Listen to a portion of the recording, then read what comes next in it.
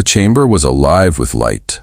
Not warm light, not the kind that kissed skin or caressed metal.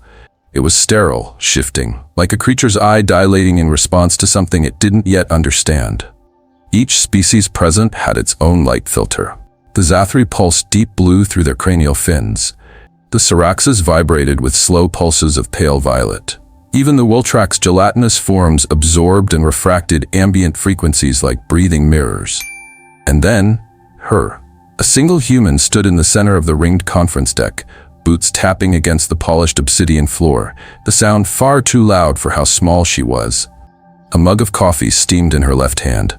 She held it like a weapon, or maybe a prayer. Riley Morgan. Not an admiral, not a warlord, just a civil engineer with a talent for being terrifying in quiet rooms. Her voice broke the silence like a pressure valve snapping open. When we domesticated wolves, we weren't looking for pets, we were hiring murderers. A ripple passed through the air. The color of the walls shifted. Every photoreactive panel adapted to the spike in tension, like a living being wincing. Riley sipped her coffee. See, back then, we didn't just tame predators. We gave them names, let them sleep by our children. We taught them the difference between stranger and family, friend and threat. And then, when they trusted us enough, we bred them into pugs. She shrugged. I'm not saying it was ethical. I'm just saying it worked. Across the amphitheater, the Vreltun delegation recoiled, their tentacles curling in instinctive revulsion. The Archivore orb dimmed its crystalline glow, as if trying to become less visible. Even the Syraxes retracted half a step. Only one figure didn't move. From the upper observation tier, a slender alien with emerald skin and liquid silver hair stood motionless, arms crossed. Her armor hummed softly with embedded pulse lines, tech that pulsed to her biorhythm. She didn't blink. Serial. Riley glanced up at her and met her gaze for exactly 1 second longer than necessary. Then she turned back to the audience. We taught loyalty to teeth. We made companionship out of creatures designed to shred us. That's not control. That's trust made dangerous. Someone whispered in a dialect Riley didn't recognize. It translated late, glitchy, into the comm feed. They slept beside predators, on purpose. Riley smiled. Not cruel, not triumphant, just human. You keep apex predators in zoos, she said. We invited them into our homes. That's who we are. A beat of silence, then another. Then the ship, no, the station seemed to hold its breath. The lights dimmed by 3%. Not because anyone told them to, but because something in the ship's ambient AI had evolved just enough to get uncomfortable. Serial still didn't speak, but her gaze was sharper now, less like curiosity, more like recognition. Riley let the silence stretch. She took another sip of coffee, now lukewarm. Her breath fogged faintly in the recycled air, visible for just a second before vanishing. Someone finally asked, voice distorted, "Then, who is Earth's apex predator?" The translator hesitated, as if uncertain whether to proceed. Riley didn't answer right away. She just set her coffee mug gently on the floor. The metal clicked. Then she looked down at her hands, flexed her fingers, and tapped her chest twice, right over the heart. Her voice was steady, almost warm. Humans. A silence fell that was too complete. Even the automated ventilation systems stopped humming. Somewhere in the back, a delegate dropped a data slate. The clink echoed like gunfire. Riley straightened. We're not the biggest, not the fastest. Hell, we're not even that smart half the time, but we're the ones who don't quit. The last thing standing when nature's done throwing everything it's got. No one breathed. Even the Vreltun, whose respiratory cycles were technically external, froze. Riley exhaled. We outlasted extinction events, ice ages, ourselves. She reached down, picked up the mug, now empty. I've met creatures stronger than us, smarter, older. But you asked about the apex, and that's about the will to adapt, the instinct to protect our own, the ability to turn fear into loyalty. The Archiver Prime blinked, shifting into a spectrum close to ultraviolet. The voice came like shattering glass. Prove it. Riley tilted her head. Thought I just did. Not with words, said the Archivore, with demonstration.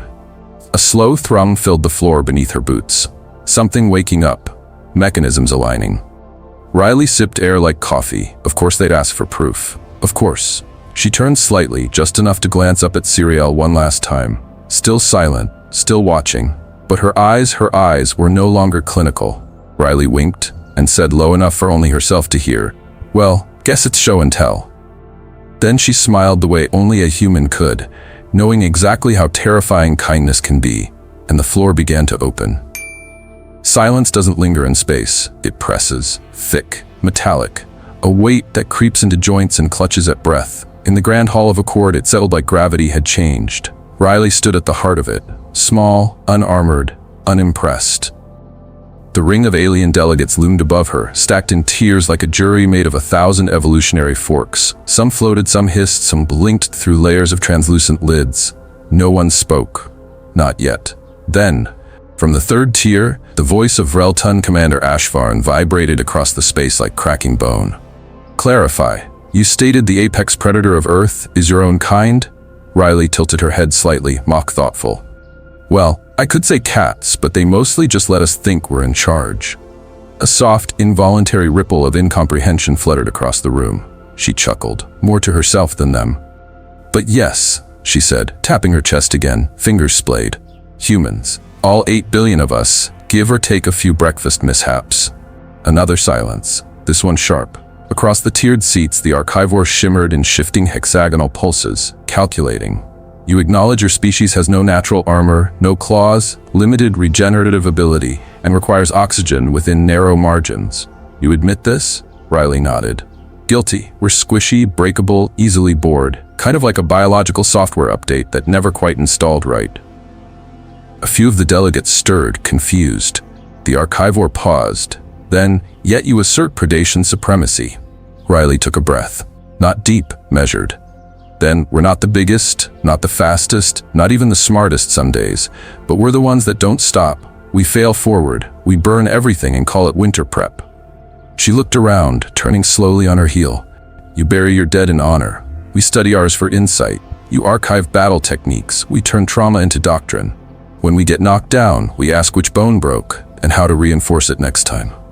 A faint shift in lighting swept the chamber again, gold edges softening to something darker, deeper. "We are not Apex by design. We are Apex because we decide to be." It landed like thunder. The Vreltun shifted violently. One of their soldiers hissed through rows of armored membranes. "You claim this makes you superior?" Riley's gaze didn't flinch. "No," she said. "It makes us terrifying." The hologram walls flickered. For a moment, the chamber dimmed, not from power failure, but as if the station's AI was trying to process what it had just heard. Then a low tone chimed from the center ceiling. A signal. Permission to escalate. Riley glanced up. The center pedestal of the chamber split open, revealing a rising platform lined with kinetic pads and containment rings. 6 lights illuminated in sequence, each corresponding to a delegate species. Siriel's light did not activate. She stood still, unmoved, arms folded across the smooth curve of her black armor. Her silver hair shimmered slightly, a curtain of starlight reflecting inner thoughts not yet spoken. Riley met her gaze, just for a flicker, and something passed between them. Not language, not emotion, just awareness. She blinked. The first time, the archiver rotated midair. "Demonstration is requested. A live scenario, constructed." Riley lifted her mug, empty. "Well, of course. Who needs caffeine when you've got intergalactic judgment?" No one laughed, so she did. Just once. A dry, amused breath through her nose. "All right," she said. "What kind of test did you have in mind?"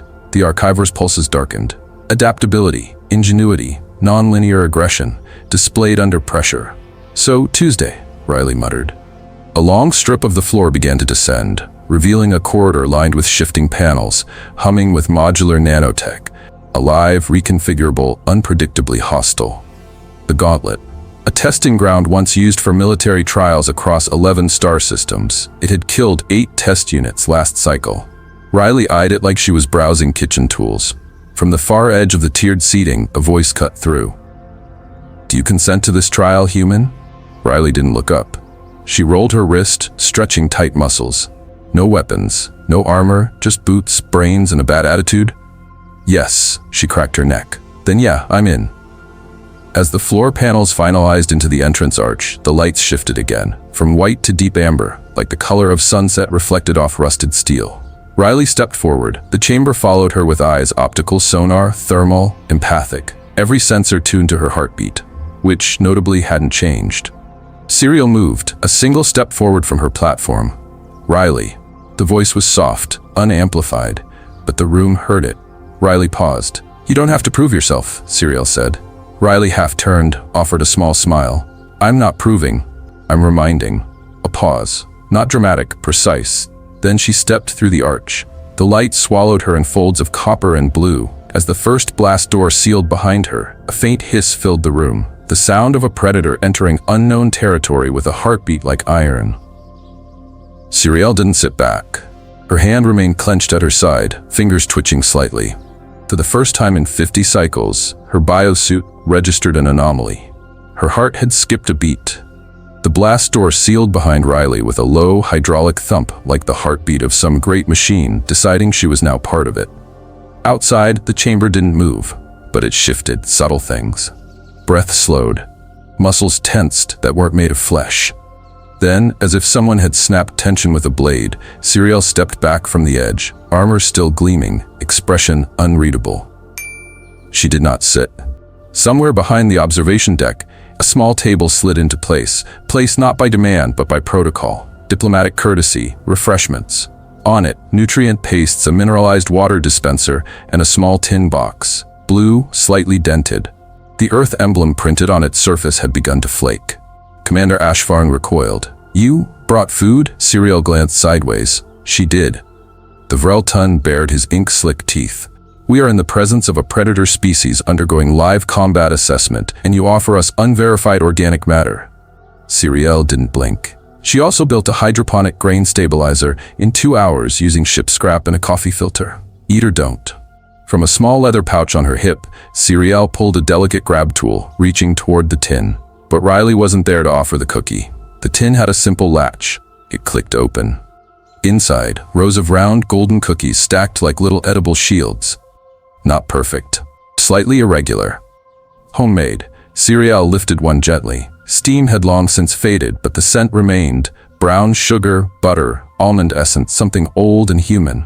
She turned to the room. "Anyone?" No response. One of the Syroxis emitted a low harmonic note, translated seconds later as, "Poison is the most statistically likely vector for species-level warfare among low-tech civilizations." Siriel said nothing, just brought the cookie to her lips. She bit, slowly, chewed, swallowed, then closed her eyes, and whispered, "It tastes like old stars and warm shelters." A pause. Then she opened her eyes and stared across the room, not at anyone but at the reflection cast behind her. The overhead lights had shifted again. White, sterile beams from the ceiling now cast long, vertical shadows across the floor. The shadows of every alien fell away from them, angular and distant. But on the far wall, the cookie tin, reflecting the last point of clean white light, sent a halo that expanded upward. And there, Riley's silhouette was cast. Alone. She wasn't even in the room, but her shadow loomed larger than any of them. A few delegates noticed. None said a word. Somewhere deep in the gauntlet, Riley crouched behind a partial obstruction wall, fingers stained with dust and dried coolant. Her datapad flickered dimly, solar charge nearly empty. She sighed, pulled a small cloth from her sleeve and unfolded it, carefully. Inside, a single cookie, slightly cracked from movement. She smiled to herself, the kind of smile that doesn't ask permission. "All right, Nan," she whispered. "Let's see if cookies still count as fuel." She bit. Crumbly, sweet, with a faint aftertaste of vanilla and something deeper, nostalgia maybe, or memory baked into sugar. The last time she'd made cookies was 10 years ago. Battered apartment on Earth. Tiny oven with a timer that rang like a dying alarm clock. Her grandmother had handed her a tin. "Not everything needs to be built to last," the old woman had said. "Some things just need to be good long enough to matter." Riley had nodded, fingers covered in dough, not realizing those words would outlive both the cookies and the kitchen. The tin she carried now was the same, slightly bent on one side. Inside, she'd kept exactly 5 cookies. 4 remained. The gauntlet corridor hissed, shifting geometry behind her. A test. It expected movement, predictability. Riley swallowed. "All right, let's dance." She moved, quick and low, pressing against cool alloy walls. The temperature inside the simulation chamber dropped half a degree every 30 seconds. A stress gradient. Her breath fogged. The cookie warmth stayed with her. Just barely. Back in the chamber, Siriel held up the empty cookie wrapper. She looked at the archivor. "You run threat simulations. You watch for escalation indicators. You study anomalies." "Yes," the floating shard replied. Then you should know this, she said, quiet but clear. She gave me a weapon, and I didn't want to use it. I wanted to understand it. That's what makes them dangerous. A low alarm pinged. Status update. Phase 1 complete. Subject still active. Still adapting. Ashvarn snorted. This means nothing. She's only survived 10 minutes. She's built a calculation map using only sound and temperature, Siriel replied without turning. You'd still be guessing which direction was forward. A small pause. Then she added, also, I think she's hiding something. Ashvarn narrowed his eyes. What? Siriel looked down at the tin. The good cookies are always at the bottom. Far inside the gauntlet, Riley reached a junction where 3 corridors split. She sat, cross-legged, pulled the tin from her bag. She rotated the last cookie slowly in her fingers. Then she smiled, same smile as earlier, and placed the cookie on the floor, perfectly centered between the 3 paths. A beacon, or a trap, or a gift. The camera above didn't know how to classify it. That's when the Gauntlet AI hesitated for the first time in its operational lifespan. The lights in the Accord chamber dimmed again, not by command, but as if the space itself braced.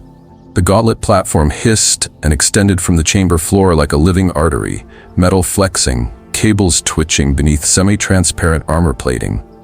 The test wasn't a place. It was a being, and it had just opened one eye. Riley stood on the edge, hands in pockets, the cookie tin now clipped to the inside of her jacket like a lucky charm. The ambient temperature had dropped another 2 degrees. No one mentioned it. Commander Ashvarn's voice echoed, deep and mechanical. Subject Riley Morgan, are you prepared for entry? Riley raised one eyebrow, flexed her shoulders. You make it sound like I'm boarding a haunted theme park. Ashvarn blinked twice, a Vreltun sign of confusion. She grinned. Answer's yes, by the way. Up in the observation tier, Siriel hadn't moved until now.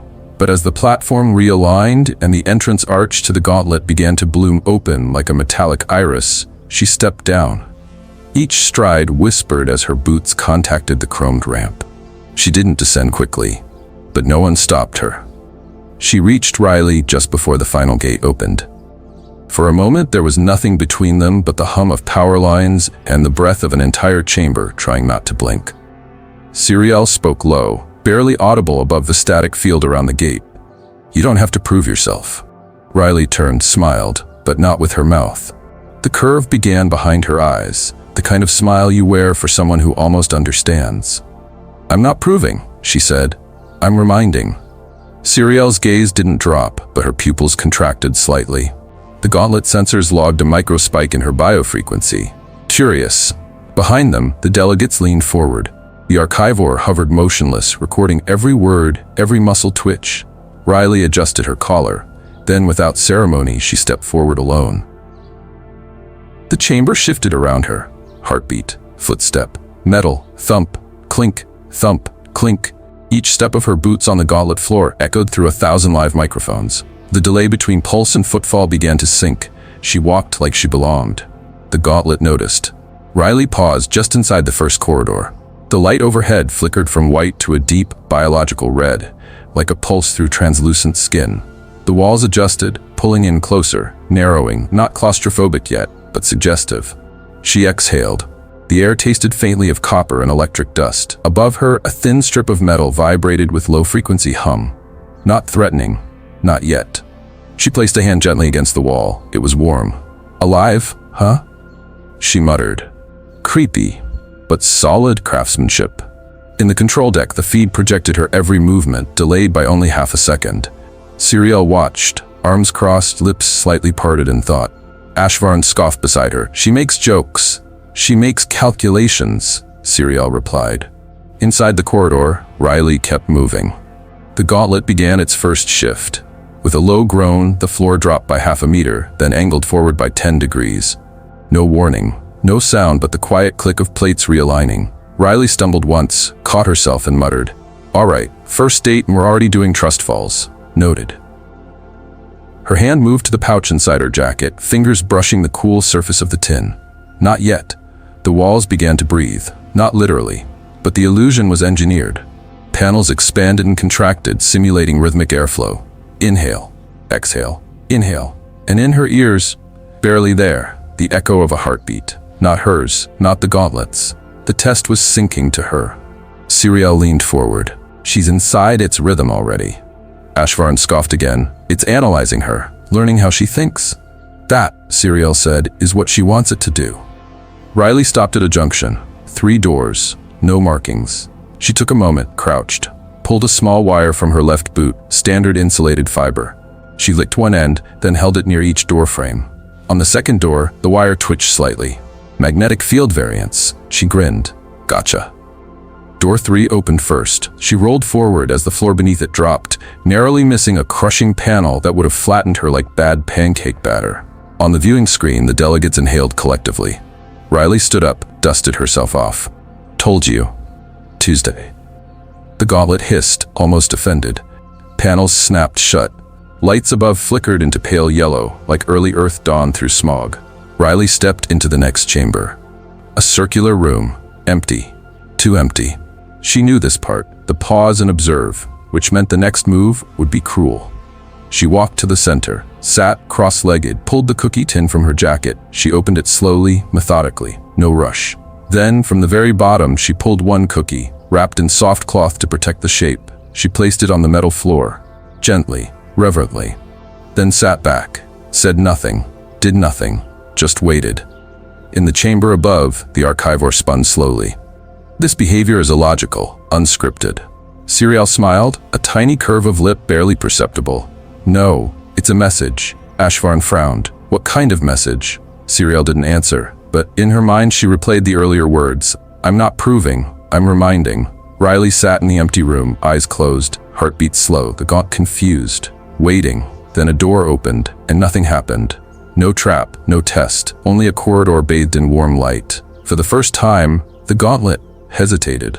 Riley opened her eyes, smirked, and whispered, "Now we're dancing to my rhythm." The door behind Riley sealed with a mechanical exhale, final, metallic, absolute.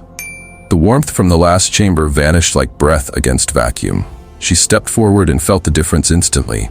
The temperature dropped, not enough to endanger, yet, but enough to sting the fingers, to remind the lungs they were visitors here.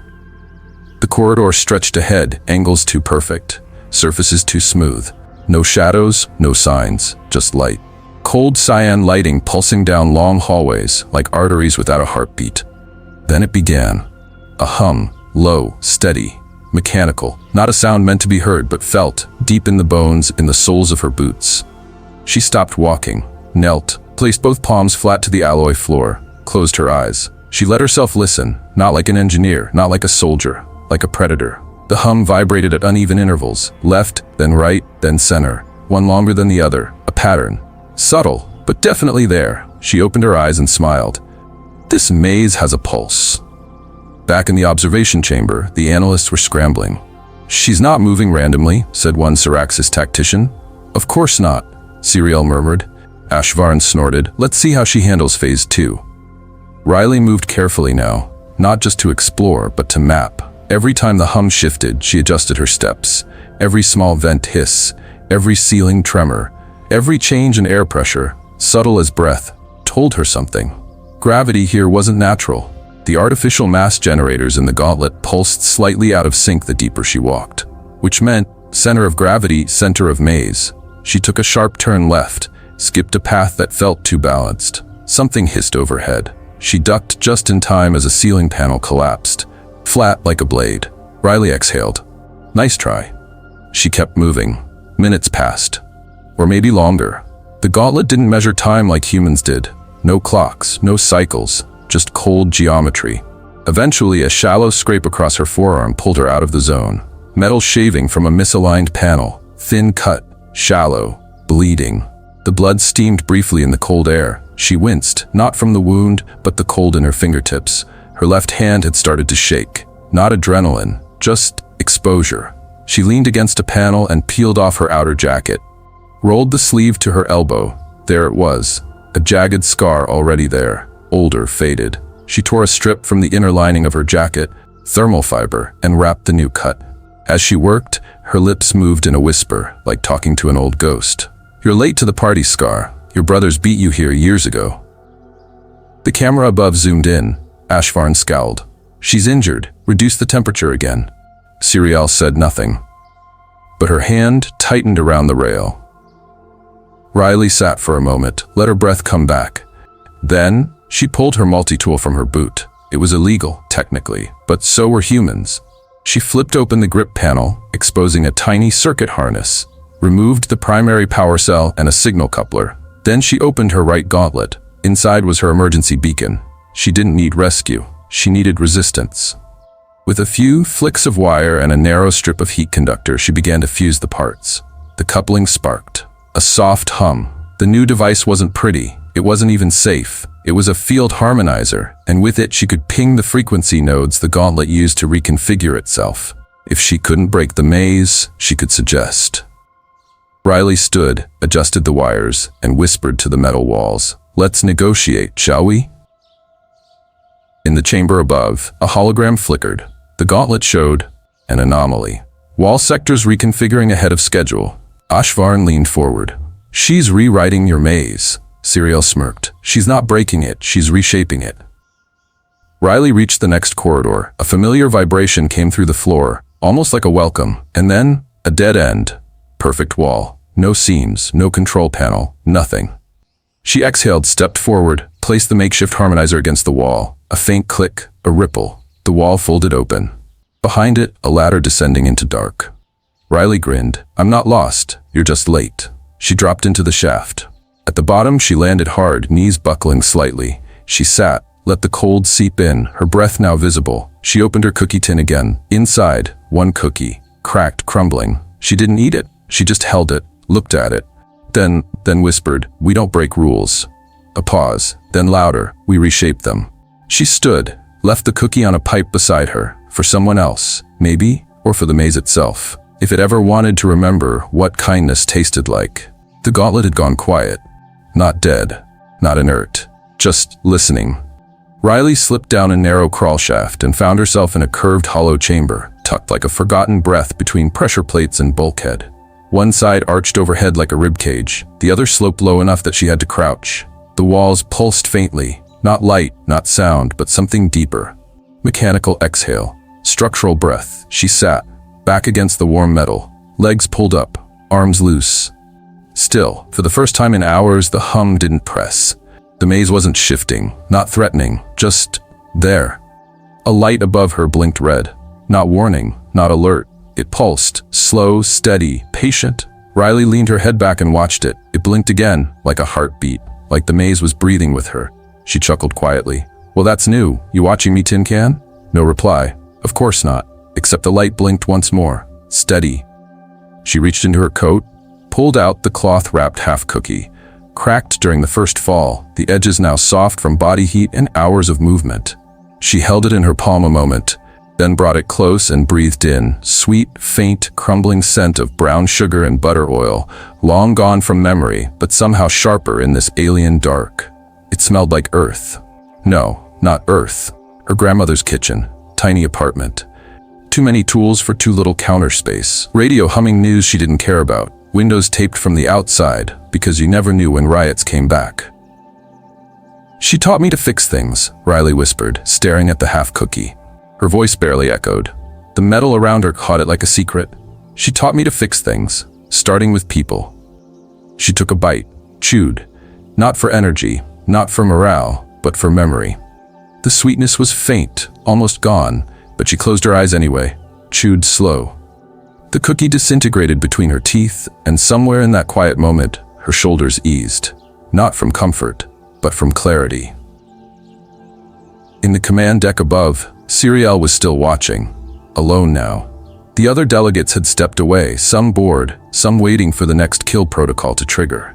But Siriel remained, eyes fixed on the monitor that showed Riley, small, human, still, curled beneath a gauntlet rib wall like a soldier sleeping between battles. Her hand rested lightly on the control panel, fingers twitching, then tightening, grip, clench, not from anger, from something far rarer, worry.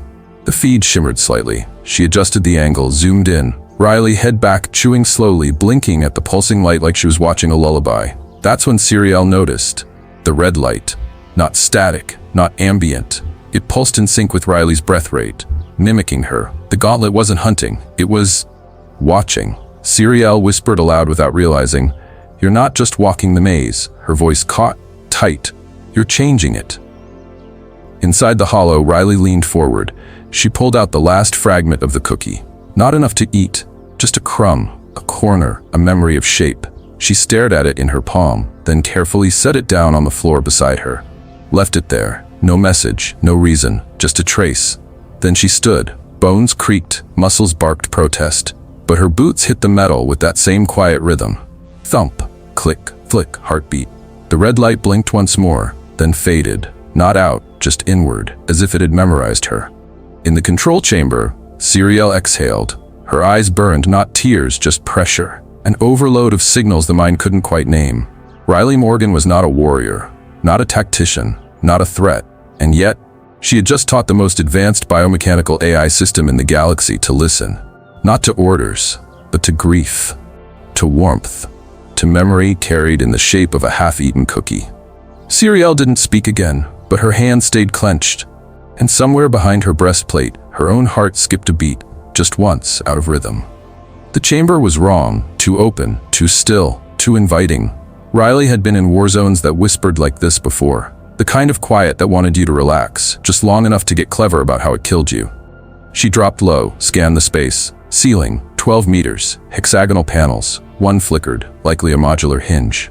Walls, uniform alloy, but the west quadrant bore fine burn marks. Not explosion, friction. Floor, curved slightly, sloped down then up again, subtle, but deliberate. Then she looked forward. 3 vertical shafts rose from the center of the floor, spiraling like giant screws into the upper layers of the maze. No ladder, no steps, just distance. Obstacle. Challenge. Her breath fogged, then she smiled.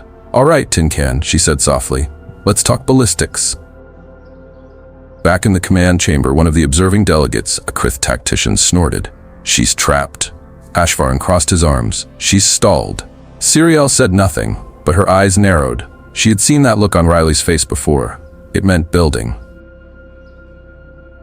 10 minutes later, the feed zoomed in. Riley had dismantled the maintenance panel on the chamber wall. She'd extracted 2 high-torque magnetic actuators, repurposed a tension spring from a discarded drone arm, and torn the elastic harness from inside her own vest. The result? A makeshift catapult. Crude. Asymmetric, but poised with coiled intent. She wiped sweat from her brow, stepped back, whispered, "This is either genius or suicide. Classic Earth problem-solving." She climbed onto the tension cradle, adjusted angle, aimed toward shaft 1. Took a deep breath, then hit the trigger. Boom. The catapult fired with a violent snap of tension and magnetism. Riley flew. Her body cut through the blue-lit air, limbs tight, face focused, the world slowing to a crawl. Panels screamed past. She clipped the edge of the first shaft wall, spinning once mid-air. Shoulder hit, then a roll, friction peeling her sleeve back. Pain barked up her side. She tucked, spun. Second shaft. Her boot caught a pipe, redirected, momentum shifted. She didn't land. She smashed through a fragile vent grill, rolled, slammed back first into a soft insulation bulk, a heartbeat of stillness. Then she stood, wobbling slightly, but upright.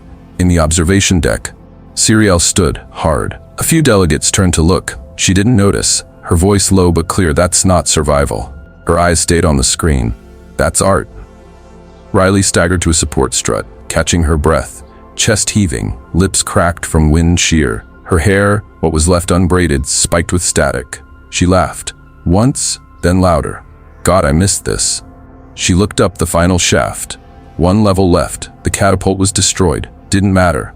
She looked at the pipe she'd hit, then the bend of an access ladder half ripped. Another smile bloomed. Version 2. Now featuring gravity math and really bad ideas. 25 minutes later, using a compressed air reservoir, tension cabling, and a precisely kicked panel, Riley launched herself a second time. This time, cleaner, higher. The third shaft opened ahead of her like a vertical grin. She soared. For a second, she wasn't in a test. She was flying. A teenage Riley in a homemade rocket sled, shooting off a canyon ridge. Her grandmother shouting behind her, "You'll break your stupid neck." Riley, "But I'll learn how to land." Back to the present. She slammed into the last chamber floor feet first, rolled, skidded on one shoulder, then stood. The room hissed shut behind her. Silence, heartbeat, click. In the command deck, Ashvarn muttered, "Impossible." Siriel's voice cut clean through him. When they said the sky's the limit, we built rockets. The final room lit slowly, a spiral ramp ahead, a test of endurance, no doubt. But Riley, bloodied elbow, bruised ribs, cracked smile, just stretched her arms overhead. She turned to the camera embedded in the ceiling, winked, then said, "Round 2? As the chamber reoriented itself, a control node flickered online. The maze was adjusting again, not to test her, but to keep up.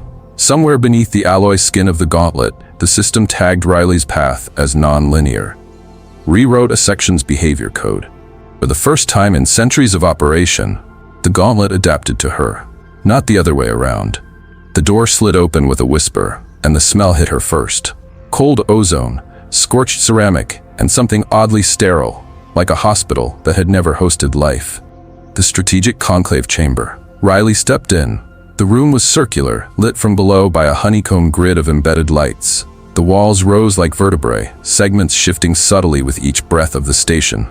In the center stood a table. No, a neural console, projecting floating arrays of defensive schematics, planetary shields, orbital weapons grids.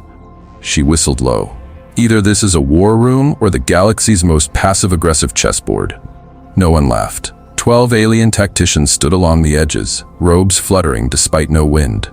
Siriel was already inside, off to the side, backlit by pale blue light. Her silver eyes didn't blink. Ashvarn gestured curtly. "This is your next test, human. Interpret, then survive our questions." Riley raised an eyebrow.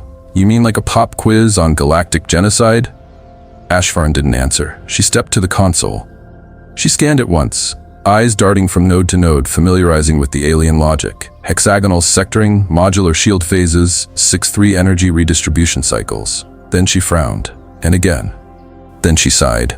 "Okay, first of all, your entire fallback defense net has a recursive logic loop between outer shield relays and auto-fire control." One of the tacticians flinched. "Impossible." She pointed at the model.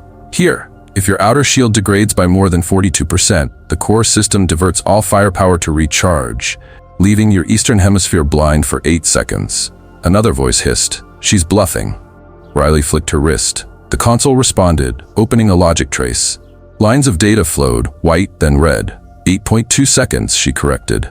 She turned to the wall and, without permission, activated the manual display panel, a transparent wall screen that stretched open like unfolding paper. She picked up a laser stylus and began drawing. Now, Option A. You reroute tertiary pulse nodes to overlap zones 9 and 11. You'll lose 3% power efficiency, but close the exposure gap entirely. She drew the overlay, clean, fast, lines snapping into place. Option B. You segment each shield ring into asynchronous firing arcs. Tougher to calibrate, but it scrambles enemy predictions. Another flurry of strokes. Option C. You do what humans do when the sky falls in, layer chaos with planning. She grinned. Rotate control authority between units, not above them. It creates messy redundancy, but also resilience. She stepped back. 3 sets of alternate designs floated on the wall behind her, shimmering with multicolor logic paths, alien tech rearranged with human messiness. The room was silent. Then, one of the tacticians, slow gravel voice, murmured, "She dissects us with suggestions." Ashvarn's jaw twitched. Siriel? She hadn't moved, except for her hands. They were clenched at her sides, knuckles white. Her eyes never left Riley's hand, still holding the laser stylus. Still glowing faint orange, like a scalpel, like a torch, like a future carving itself into their present. Riley turned back to the floating wall. She added a final note, a smile in her voice. "See, back on Earth, we don't win because we build better tools." She drew a crooked arrow into a chaos spiral. "We win because we build tools that survive getting broken." She circled one design and underlined the phrase, "Fail elegantly," then turned back. "Questions?" The tacticians hesitated, then one cautiously asked, "You learn war like this?" Riley blinked. "No, a beat. We learn repair like this. War just happened to be an unfortunate field test." In the quiet that followed, Siriel stepped forward. She reached for the stylus. Riley handed it over, but her fingers brushed Siriel's hand, brief, soft. No words exchanged. But Siriel's hand didn't move for a heartbeat too long. Riley leaned against the table, exhaling. "I've got no interest in proving Earth can outfight anyone." She looked at the projections, all glowing in her messy, illogical color scheme. But if you're going to make peace someday, someone's got to teach it how to hold. Silence. Then Siriel, almost a whisper, "You don't build defenses." Riley raised an eyebrow. "You build survival with meaning." Riley smiled. "Same difference. One just has better snacks." The chamber didn't have a door. It had a veil, a field of soft white light that folded open like silk when Riley approached. No guards, no sensors, just that hush of approval that came when someone had already been expected. Inside, no table, no chairs, no weapons. Just a slope of curved glass, a balcony overlooking the stars, and Siriel. She stood like a statue carved from starlight, tall, elegant, silver hair reflecting the glow of the aurora fields beyond the viewport. Her black armor was gone, replaced by a matte garment that flowed like liquid shadow. Her voice, when it came, was quiet, like a question that already knew the answer. "You came." Riley stepped through the veil. The light brushed over her like warm mist. "Your maze threw me off a few cliffs. Figured the least you owed me was a decent view." A faint smile ghosted across Siriel's lips. "This isn't part of the test." "I gathered." They stood side by side, silence between them filled only by the low hum of the ship's pulse and the shimmer of stars. Siriel broke it first. "We have no word," she said softly, "for what you did back there." Riley didn't look at her. "You mean the catapult, the sabotage, or the emotional cookie?" Siriel shook her head. "The way you refused to dominate. You had the system, the power, the chance to override, but instead you shaped." "That's what humans do," Riley replied. "We shape things, sometimes too much." Another beat of silence. Then Siriel asked, almost carefully, "Why do you love when it is more efficient to control?" Riley turned now, met her eyes fully, "Because love creates what conquest can't." The words landed like an echo in the chamber. No fanfare, no music, just weight. Siriel tilted her head. Something shifted in her, subtle, a tremor behind the stillness. "In our species, affection is ritual, bonding is contract, attraction is algorithm." Riley chuckled lightly. "Sounds romantic. It is clean." "Love isn't clean," Riley said. "It's messy. It breaks rules. It makes you pick people over plans." She stepped forward slowly. "You asked why we do it?" A nod. "Because it's the only thing we have that time can't grind down." Siriel's gaze sharpened. Another strange thing. She lifted a hand, gesturing toward the stars. "Our calendars mark gravitational shifts, solar tides, but you mark it in birthdays. In kisses, in grief. We count time in heartbeats," Riley said, "not rotations." The air thickened, not tense, just dense with unspoken things. The ship's hum dropped a pitch. Somewhere deep, a light flickered amber and faded. The world held its breath. Siriel reached out, just slightly, not a command, not a gesture, just a possibility. Riley didn't pull away. Fingers met, lightly, palm to palm, not love, not yet. But trust, held in fragile equilibrium between alien skin and human callus. And the ship, this vast mechanical god of war, didn't react. It simply accepted. As if it too was curious what came next. Siriel's voice broke the silence again. "You humans, you breathe chaos, but not for destruction." "No," Riley said, "for redemption." Siriel turned toward her, silver eyes reflecting soft white light. "Then humans are something we don't have a word for." Riley didn't respond immediately. She looked down at their joined hands, then up at the stars, and whispered, "Give us time." Outside the viewport, a distant star blinked, then burst. Silent, magnificent. Siriel flinched. Riley didn't. "I saw that coming," Riley said, smirking. "Why didn't you warn me?" "Because sometimes, beauty hits harder when it surprises you." She stepped away gently. "I'll see you at the next test." Siriel didn't follow, but her hand remained lifted for a heartbeat longer. The diplomatic hall had been reconfigured. Gone were the steel arches and high-frequency lights. In their place, soft amber glow, curved walls draped in organic mesh, and a long obsidian table, embedded with strands of fiber optic veins that pulsed like slow blood. This was not a battlefield. It was supposed to be a meal.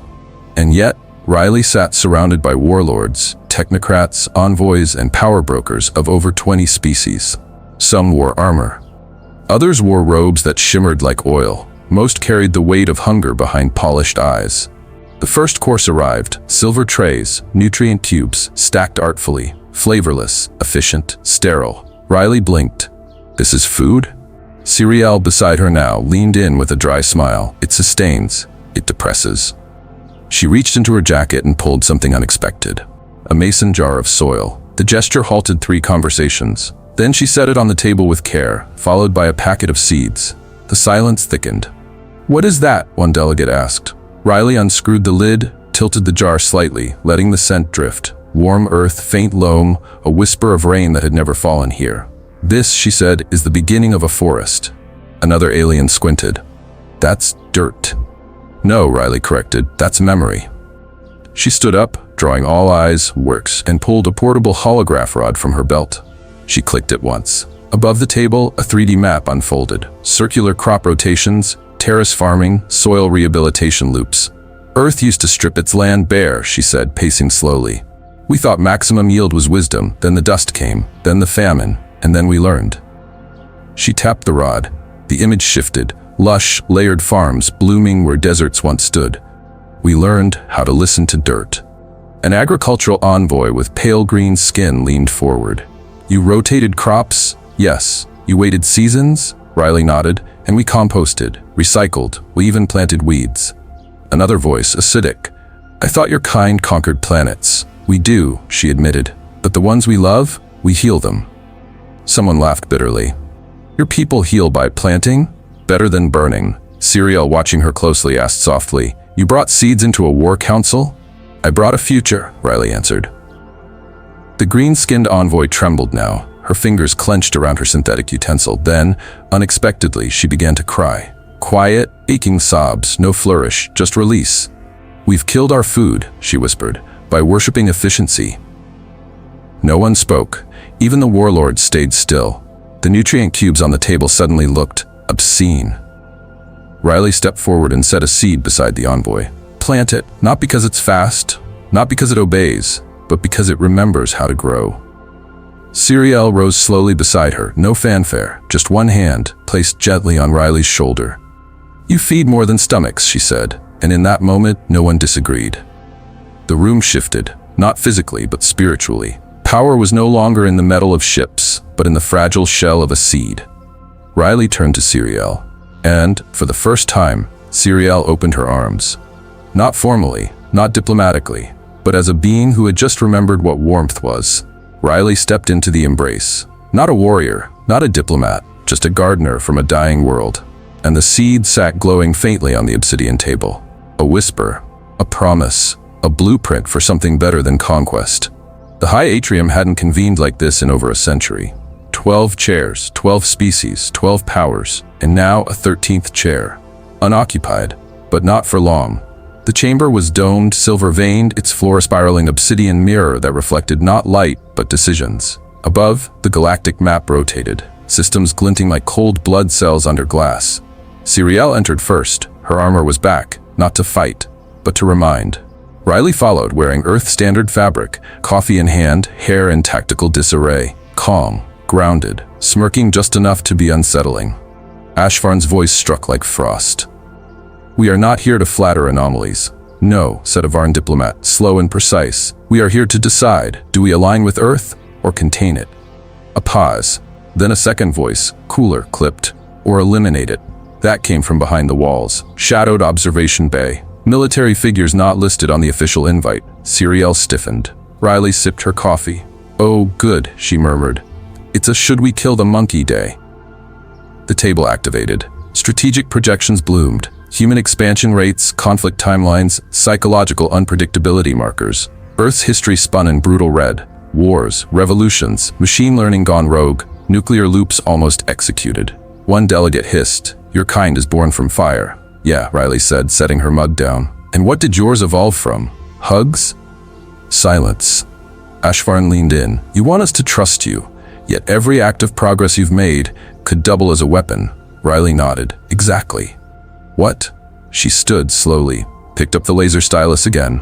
"And that's why you're scared. Not because we might be dangerous," she drew a spiral, "but because we're dangerous and still chose to build." She tapped the spiral's core. A flicker. It unfolded into a model, one no one had seen before. The Unity Net. It wasn't Earth tech, it wasn't alien tech, it was hybrid, crafted from fragments of each species Riley had interacted with. agricultural rotations, gauntlet geometry, Varn kinetic shielding, even Ashvarn's own fractal command logic. Siriel's breath caught. "This, you designed this in secret?" "No, I designed this by watching you." She pointed to a narrow bottleneck in the net, one no alien had noticed. "If I had your fears, this is where I'd strike." The room went utterly still. One by one, tacticians noticed it too. Their own collective design, their shared paranoia, had left them blind. Riley hadn't exposed their weakness. She'd made them draw it themselves. She leaned on the table, voice calm. "I didn't come here to win. I came here to see if you knew how not to lose." She turned the spiral projection again, slow, deliberate.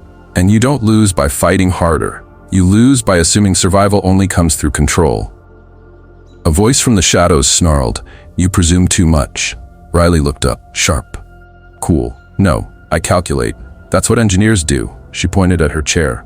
"Want to remove me? Fine. But ask yourselves this first. If a single human, armed only with a laser pen and sarcasm, made you show your own blind spot?" She smiled.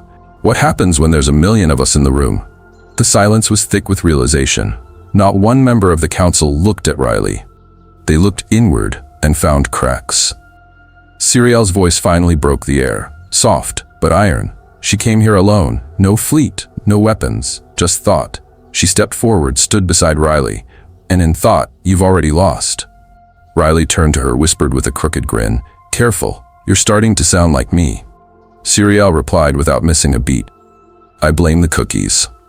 The map overhead slowed, shifted. The color indicators once red began to fade toward gold. No one declared it aloud, but the vote had been cast, not by hands, by minds. And Riley? She just took a sip of coffee. "Good meeting. Who's up for dessert?" The observatory bay was silent. No sirens, no alarms, no council members, no enemies, just Riley and Siriel, and a single floating console orb that hummed like it was remembering. The stars outside the viewport moved slow, as if even time was holding its breath. Siriel stepped forward and touched the orb. It shimmered. Holograms bloomed into the air. Not battle reports, not tactical logs. Classrooms, workshops, open fields turned into mechanical farms. Alien children tinkering with gravity coils. Elder engineers sketching ideas onto walls with paint and fingers. A little girl with cerulean skin using scrap metal to build a prosthetic for her brother. A species that once feared circuitry now molding it like art clay. Thousands, then hundreds of thousands, then millions, all following the same blueprint. Not Riley's tools, but her ways. Riley stood very still, hands in pockets, posture loose, but her shoulders betrayed something else. A slow rise, a slow fall, breathing deeper than usual. Siriel didn't speak right away. She didn't need to. The images did the speaking. A creature with 4 arms held up a printed diagram, Riley's catapult mechanism. A group of tall insectoid students debated fiercely in front of a modular defense wall with her chaotic spiral logic. A planet where education had been banned for centuries now pulsed with makeshift laboratories. No flags, no statues, just the echo of one human engineer who thought with her hands. Riley exhaled, not sharp, just soft, like she was letting go of something. "Let's hope," she said quietly, "they remember why." Siriel turned to her. "They will," she said. Then after a breath, "You didn't bring tools." Her voice dropped. "You brought thinking." Riley didn't answer right away. She reached into her pocket and pulled out something small, metal, worn, a tin cookie box, the paint chipped, the lid slightly dented. She opened it. Inside, a few crumbles, a folded scrap of cloth, and a note almost erased with time. "Fix what you touch. Start with people." She stared at it for a moment, then closed the lid. Carefully, deliberately. Siriel watched her. "Was it your grandmother?" Riley nodded once. "She never left Earth. But she taught me how to make engines out of junk and peace out of silence." Her eyes shimmered, but no tears fell. Not because she fought them, but because this moment didn't need them. "I didn't want this," Riley said finally. Siriel frowned. "This? The legacy, the replication, the attention." A beat. "I just wanted to prove we weren't monsters." Siriel stepped closer. "You didn't."